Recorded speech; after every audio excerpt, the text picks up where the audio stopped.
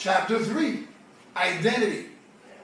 Jesus himself recognized that the kingdom was not to be known by a virtue of a position, but by a daily interaction with God himself, through his eternal purposes for each and every one of his children.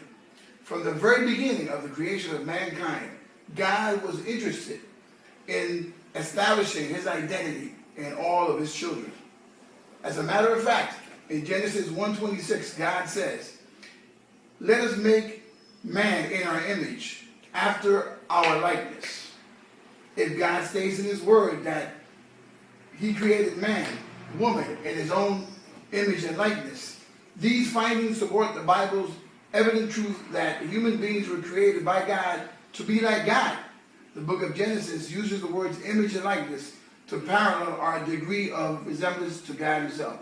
But what happened? Man disobeyed, and our identity was shattered.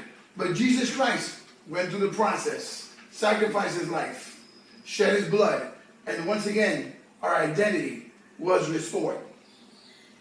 David was anointed king, sent back to tend the sheep, had his identity in Jesus Christ, became king.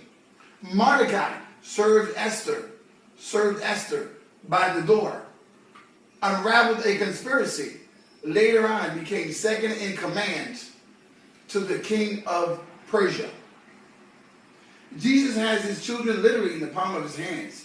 Modern culture and religious institutions have shifted the importance to man-made positions and so-called ladders of success and encourage Christians to compete and lobby against each other. But when you have your identity in Christ, competitions are disdained.